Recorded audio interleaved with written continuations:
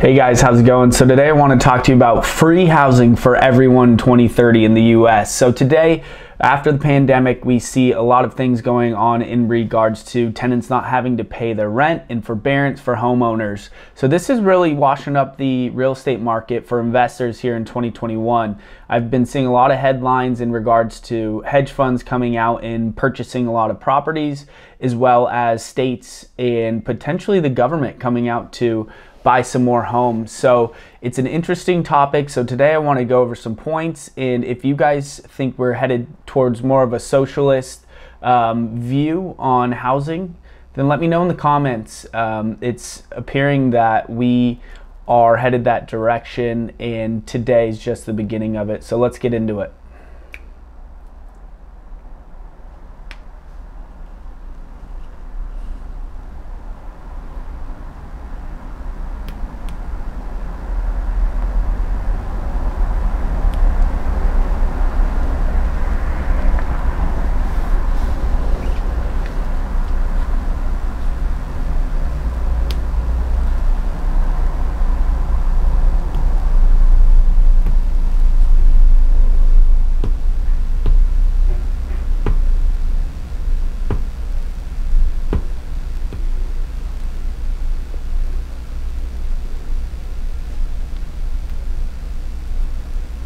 So the debate is everyone should have access to housing no matter what,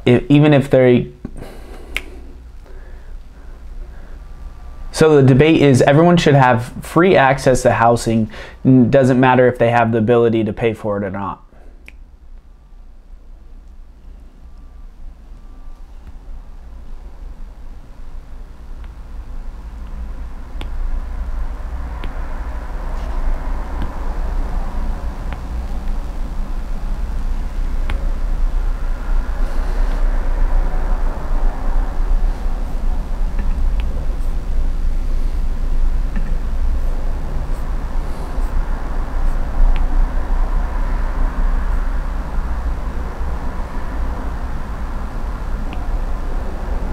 So I want to go over this topic with you guys because in Forbes magazine, I saw an article by Roger Valdez, and the title of it was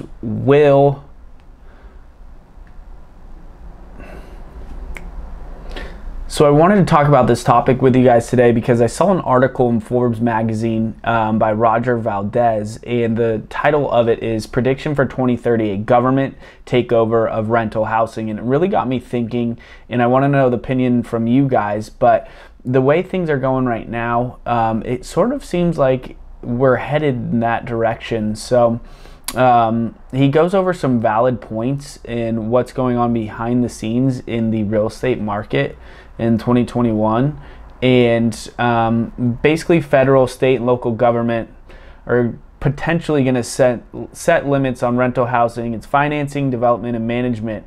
This means the government will basically own and operate most rental housing in the United States.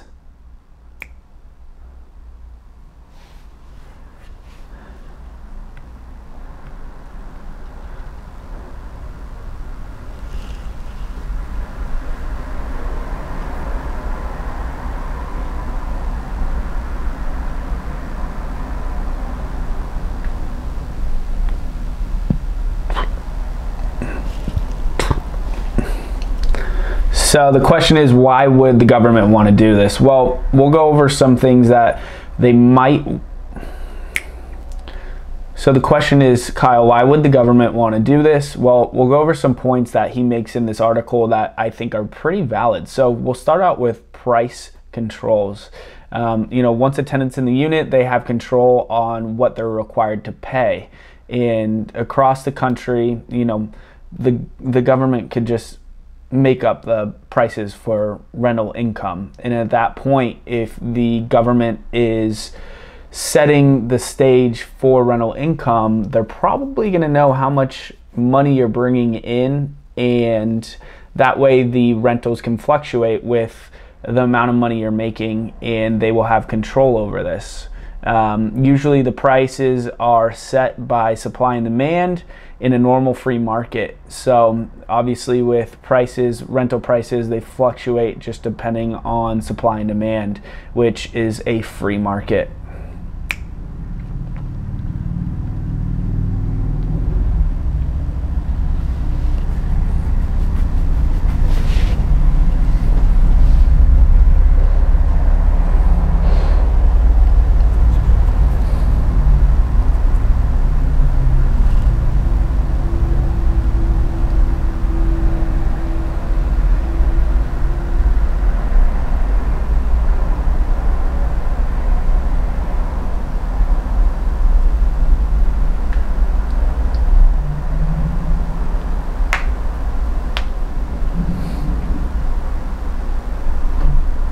So another point they bring up, people who want free housing, is that there won't be any evictions. Residents could possess a degree of security knowing that they will not be forced to evict if they did not pay rent, which again, you're trading off currency for a roof over your head. So to me, this does not make sense, but this is a point that they're making. There wouldn't be any evictions, which right now we're already seeing in Seattle.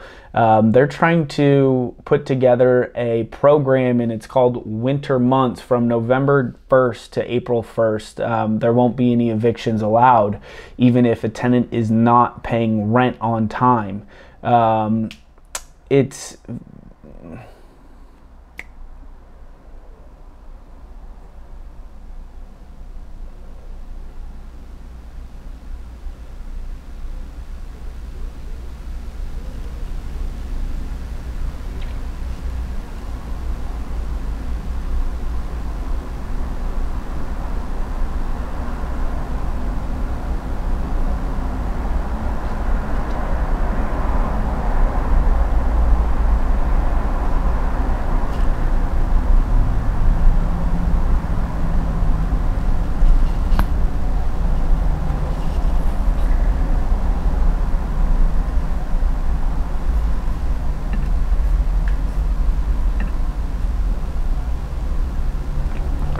So Roger Valdez, the gentleman who wrote this article, continues to say, you can imagine a system which the regulatory environment is so onerous that some government entity would simply force a master lease on most rental property to that entity. We'll call it the Bureau of Housing Security. The borough would then handle everything from advertising, leasing, managing, to setting and collecting rent. They would determine who got in and who stayed and who might be forced out. So this is very interesting, but also scary, because they make it seem like the housing, if they were in charge, they wouldn't evict anyone, but at the same time they would be in charge of who was able to lease certain properties and the time, and if they wanted to force them out. So maybe someone's behind on their credit card payments or their taxes. Well, at this point, maybe the government was able to force them out or have more control and maybe dip into their savings to pay back taxes or pay their rent. So this is very interesting.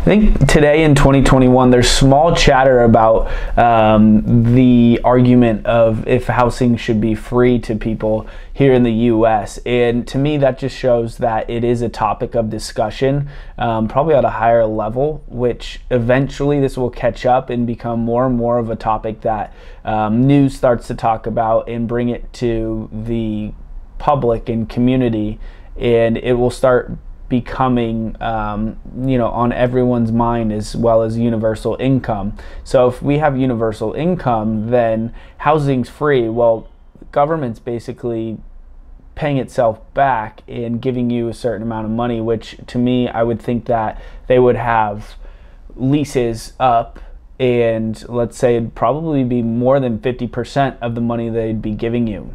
to live in a house. So with this being said, right now we're kind of seeing the country being driven by resentment, entitlement, and kind of political power.